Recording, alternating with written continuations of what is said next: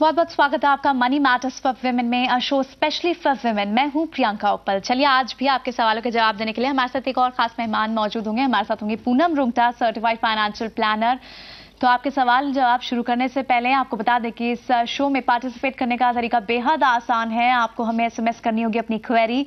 हमारा code SHE जरूर लिखें और इसे भेजें 57575 पर। इसके अलावा आप अपना सवाल हमें ईमेल के जरिए भी भेज सकते हैं SHE@zenetwork.com पर। अपना सवाल भेजें। आपका सवाल चाहे म्यूचुअल फंड से जुड़ा हो, इक्विटी मार्केट से जुड़ा हो या इंश्योरेंस प्लान से जुड़ा हो, अपनी कोई भी क्वेरी, स्पेशली हमारी फीमेल व्यूअर्स हमें अपना सवाल SMS या फिर ईमेल के जरिए भेज सकती हैं। चलिए शो की शुरुआत करते हैं। हमारे साथ आज हमारी पहली व्यूअर स्मिता अरोड़ा है, राजस्थान से। इन्होंने हमें कॉल किया है। स्मिता जी बहुत बहुत स्वागत है आपका। पूछिए अपना सवाल। Good evening. एक्चुअली मुझे जानना ये था कि ग्रेच्युटी होता है जो जनरली 5 इयर्स के एंडिंग में हर एम्प्लॉय को रिटर्न होता है, क्या मुझे उस ग्रेच्युटी के बारे में थोड़ा सा डिटेल्स बताएंगे और उसका रेशियो क्या होता है, मतलब कितने परसेंटेज में वो डिडक्ट होता है और कितने परसेंटेज में वो रिटर्न्स आता है? जी स्मिता जी, उससे पहले जान सकते हैं कि क्या आप भी जॉब में, अगर जॉब में है तो क्या प्राइवेट या पब्लिक, किस तरह की जॉब में है? मैडम मैं जॉब में हूँ, मुझे 5 साल होने वाले हैं, मैं प्राइवेट कंपनी में हूँ। चलिए 5 साल हो गए हैं आपको एक प्राइवेट कंपनी में जॉब करते हुए, तो ग्रेच्युटी का फायदा आप भी उठा सकती हैं। क्या है ग्रेच्युटी, डिटेल में जाने के लिए पूनम जी से पूछते हैं। पूनम जी, ग्रेच्युटी के बारे में और क्या डिटेल्स दे पाएंगे स्मिता जी को? देखिए, ग्रेच्युटी इज़ अ फेवर जो एक कंपनी अपने एम्प्लॉय को देता है उसकी कंटिन्यूस सर्विस के बदले में। It's like a gift to the employer जो साल दर साल एक्यूमुलेट होता है और at the end of the job period चाहे वो एम्प्लॉय कंपनी छोड़ के जाता है या वो रिटायरमेंट होती है उसकी, उस वक्त वो हैंडओवर किया जाता है।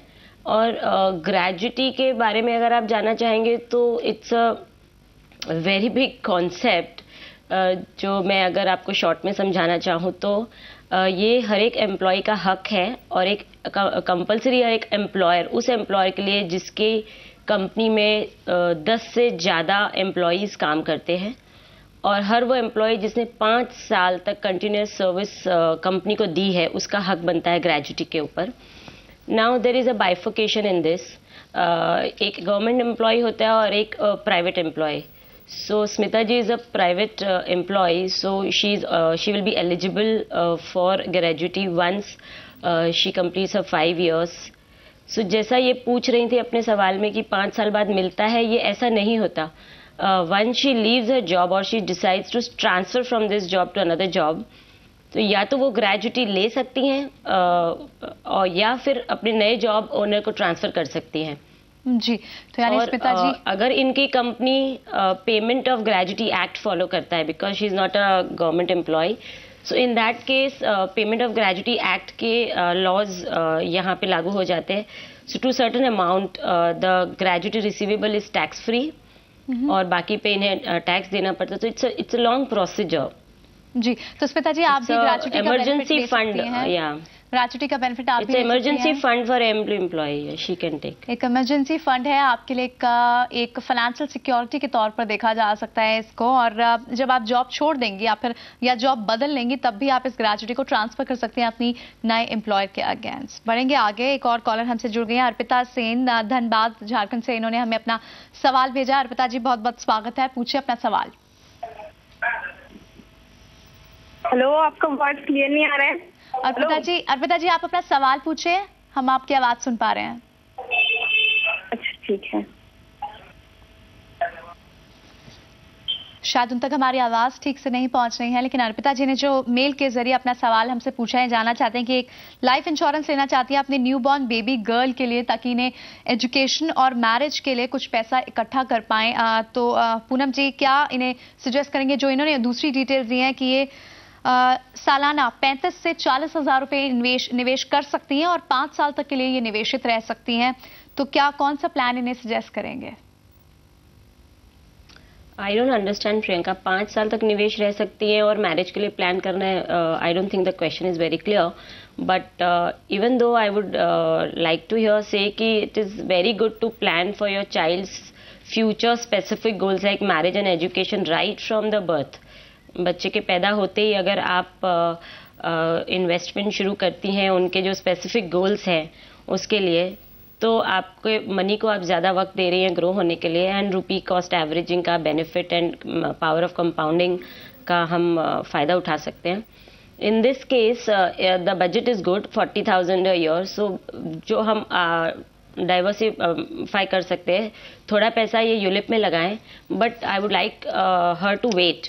अभी जो नए यूलिप्स मार्केट में आ रहे हैं, they are friendly, investor friendly, charges कम है, बट ये 1 सितंबर से चेंजेस होने की वजह से अभी सब मार्केट में अवेलेबल नहीं है, मतलब चॉइस बहुत बड़ी अवेलेबल नहीं है.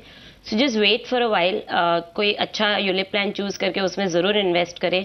थोड़ा पैसा आप इंश्योरेंस कंपनी से कन्वेंशनल प्लान्स में, जहां गारंटीड रिटर्न जैसे LIC का कोमल जीवन वगैरह प्लान है जी, उसमें लिमिटेड पीरियड तक इन्वेस्टमेंट करके जो बच्चे की स्पेसिफिक मैरिजेबल और हायर एजुकेशन की एज पे आपको पैसे रिटर्न मिलते हैं जो गारंटीड है, it is not related to markets in any way, थोड़ा उसमें निवेश किया जाए और थोड़ा म्यूचुअल फंड की SIPs में.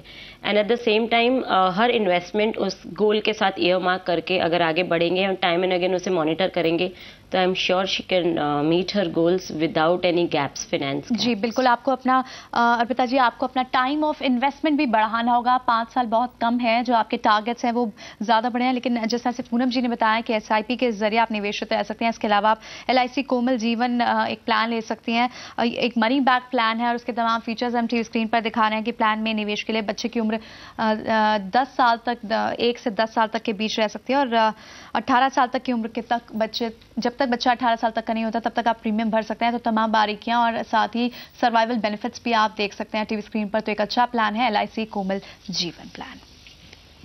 और इसी के साथ वक्त एक छोटे से ब्रेक का है, जल्द वापस हाजिर होते हैं. और भी हैं सवाल, कहीं मत जाएगा.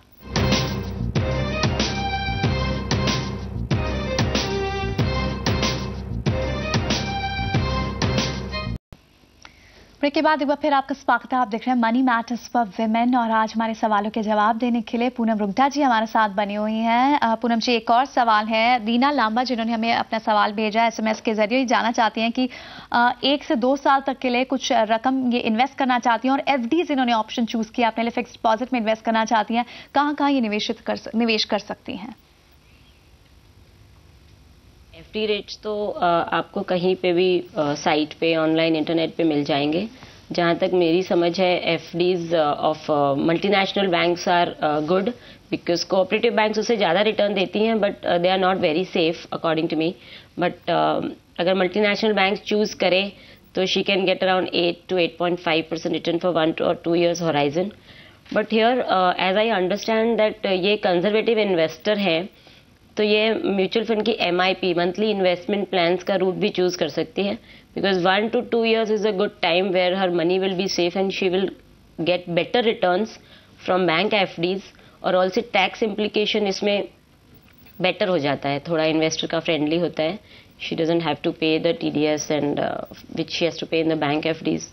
So she can again think of a decision of parking her money in a bank.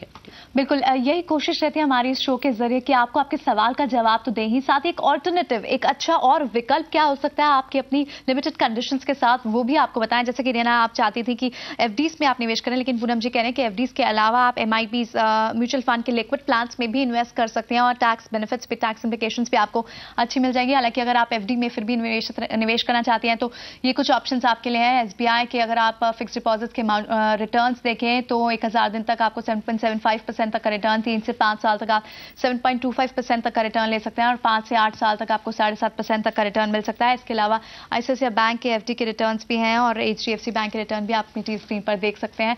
तो FD में इन्वेस्ट करना या फिर FD में डिपॉजिट इन्वेस्ट करना या फिर आप म्यूचुअल फंड के लिक्विड प्लान MIPs में भी इन्वेस्ट कर सकती हैं. बढ़ेंगे आगे. हमारे साथ एक और व्यूवर है, हमारे साथ एक कॉलर है, ओतिमा है गुजरात से, जिन्होंने हमें कॉल किया है. ओतिमा जी, बहुत बहुत स्वागत है आपका, पूछिए अपना सवाल. आई वांट टू आस्क कि मैं म्यूचुअल फंड्स का एक तो ये पूछना चाहती हूँ कौन सा बेस्ट है जिसमें इन्वेस्ट करना चाहिए, और दूसरा मैं ये पूछना चाहती हूँ कि मेरे पास भारतीय एयरटेल के 359 के रेट पे शेयर्स हैं, तो क्या उनको मुझे होल्ड करना चाहिए या उनको निकाल देना चाहिए?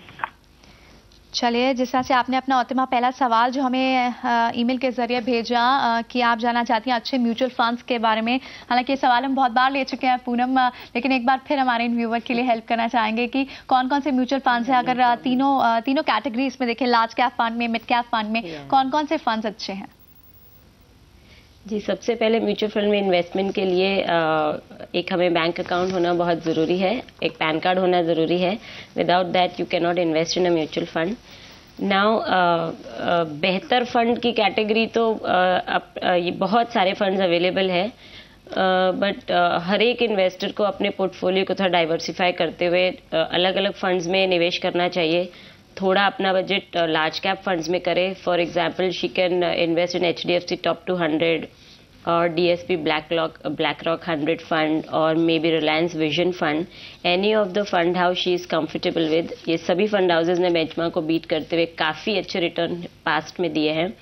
देन थोड़ा इन्वेस्टमेंट मिड कैप्स में होना चाहिए. So for in mid cap category she can choose Birla Sun Life Mid Cap Fund or maybe Reliance Growth Fund, HDFC Equity Fund, and then we move on to little bit of investment in a theme funds. जैसे अभी हम pharma को काफ़ी अच्छा bullish देख रहे हैं, तो फार्मा फंड्स में निवेश कर सकते हैं. मगर थीम फंड्स में you have to be little careful कि उसको टाइम एंड अगेन मॉनिटर किया जाए. जैसे आज के 3 साल पहले infrastructure funds were doing very very well, which are not doing so well now. So you have to take a call time and again, उससे निवेश करना बंद करके हमें अपना थीम चेंज करना चाहिए. सो अगर इस तरीके से 3-4 तरह के फंड्स का पोर्टफोलियो बना लिया जाए, so you get a larger exposure to the market and you get the best of the benefits.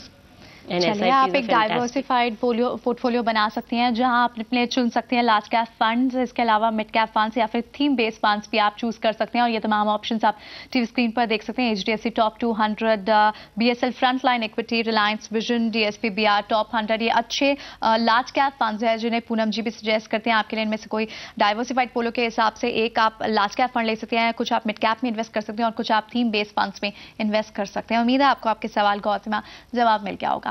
बढ़ेंगे आगे. एक हमारे साथ व्यूवर हैं जिन्होंने हमें SMS भेजा है. रेनू मतवा है राजस्थान से, जिन्होंने अपना SMS के जरिए सवाल भेजा है और ये जानना चाहते हैं कि अगर इनके पास 50 लाख है और ये बीमा में निवेश करना चाहते हैं तो कौन सा बीमा लेना उचित रहेगा. इनकी उम्र 43 ईयर्स बताई है इन्होंने पूनम जी.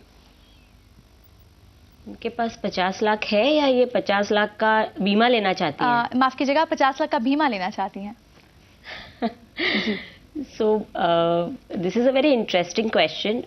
जो आपका सेकेंड पार्ट है कि इन्हें कितने समय का बीमा लेना चाहिए. So here Priyanka, I would like to tell all my viewers, जब भी आप बीमा करें अपना, तो 2 चीज़ों का खास ख्याल रखें. एक तो आप अंडर इंश्योरेंस ना लें. आपकी जितनी वैल्यू बनती है लाइफ की, आप लाइफ की वैल्यू की जहाँ बात करेंगे, सो it is not an emotional figure. It's a scientifically calculated figure कि आपकी ह्यूमन लाइफ वैल्यू, जिसे हम HLV कहते हैं, वो कितनी बनती है. इस फिगर पे डिराइव किया जाता है looking at your current expenses, your income, your responsibilities, your liabilities, everything.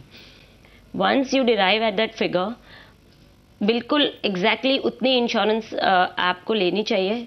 Because under insurance or over insurance both is not good for your financial portfolio and your financial planning. And second thing which you should keep in mind while taking insurance cover is the term. It's very important कि कितने समय के लिए आप बीमा लें, क्योंकि बहुत ज़्यादा लंबे समय तक के लिए एक हाई रिस्क कवर लेना भी आपका थोड़ा वेस्ट ऑफ मनी हो जाता है टुवर्ड्स द एंड, जब आपकी रिस्पॉन्सिबिलिटी सब पूरी हो जाती है and you are in that retirement phase जहां आपकी सब इनकम कम हो गई है और आपकी रिस्पॉन्सिबिलिटी ख़त्म हो गई है और आपने शायद रिटायरमेंट प्लानिंग इतनी अच्छी की थी कि आपका खर्चा वगैरह, मेडिकल एक्सपेंसेस, मेडिक्लेम लिया हुआ अच्छा चल रहा है. सो अगर उस दौरान भी अगर आप एक बीमा का प्रीमियम भर रहे हैं, so that time it becomes a waste of money. So ये दोनों चीज़ों को ध्यान रखते हुए आप प्लानिंग करें कि कितने का बीमा लेना है और कितने समय का लेना है.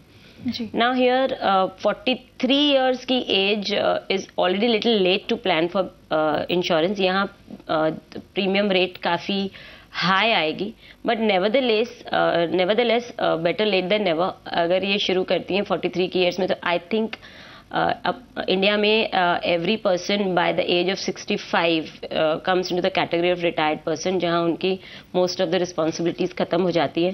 सो एटलीस्ट इन्हें 22 साल का बीमा तो लेना ही चाहिए, और एक प्योर टर्म कवर में जाएं जहां इनका प्रीमियम कुछ 30-35 हज़ार के बीच में सालाना आएगा।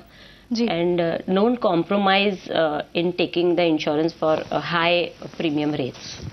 चलिए, बहुत डिटेल में समझाया पूनम जी ने हमें ये आंसर, और उम्मीद है हमारे सभी व्यूवर्स के लिए भी हेल्प होगी। जैसा कि आपकी उम्र को देखते हैं 43 इयर्स आपने बताया रेनू जी, आपको ये वक्त है, आपको जैसे उन्होंने बताया बेटर लेट देन नेवर, कल करे सो आज कर। अभी आप अपनी प्लानिंग शुरू कीजिए, अपना बीमा कम से कम 22 साल के लिए तो आपको लेना ही होगा। ताकि इस उम्र में प्रीमियम तो ज़्यादा देना होगा, लेकिन आपको इसकी शुरुआत कर लेनी चाहिए। और फिलहाल वक्त एक छोटे से ब्रेक का है, जल्द वापस हाजिर होते हैं।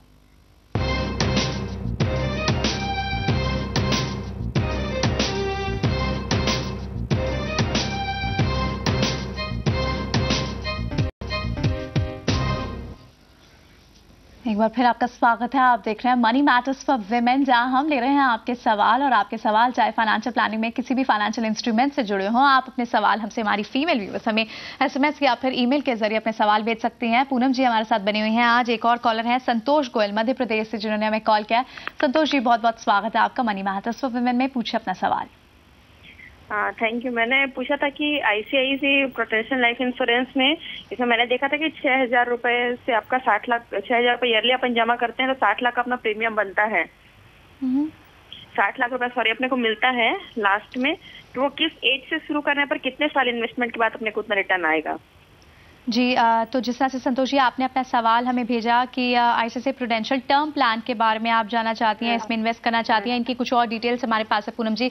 29 ईयर्स इनकी एज है, और ये एक अभी प्लान अपने लिए प्लान कर रही हैं इन्वेस्ट करना। तो इन्होंने बताया कि ये 6,000 सालाना तक इन्वेस्ट कर सकती हैं, और हॉराइजन अपना 15 से 20 साल तक लेकर चल रही हैं। जी, ICICI term plan is a pure term plan where 6,000 रुपए के सालाना प्रीमियम की राशि में she can get about 30 to 35 lakhs of risk cover इन्हें मिल सकता है। और कोई भी टर्म प्लान का time horizon, like I earlier said, term plan का मैक्सिमम 29 की एज है, तो एटलीस्ट ये 60-65 ईयर्स तक कवर रहे, इतना प्लान इन्हें ज़रूर लेना चाहिए। बिकॉज अर्लियर एज में हाई रिस्क प्लान लेना आसान भी होता है, प्रीमियम भी कम आता है। सेकेंडली, टर्म प्लान्स में पैसा रिटर्न नहीं मिलता है, only at the death of the policy holder पैसा रिटर्न मिलता है। चलिए, तो ये एक अच्छा, बाजार में अगर इस प्लान की बात की जाए, बाजार में एक अच्छा विकल्प, सस्ता विकल्प के तौर पर इसको देखा जाता है। ऑनलाइन ही इससे खरीद सकते हैं, और तमाम डिटेल्स इसकी प्लान में एक्सीडेंशियल डेथ राइडर भी ले सकते हैं। और 6,000 सालाना प्रीमियम में आपको 60 लाख का बीमा कवर मिल सकता है। उम्मीद है संतोष जी आपको आपके सवाल का जवाब मिल गया होगा, और इससे समय की कमी के कारण आज बस इतने ही कॉल ले पाएंगे।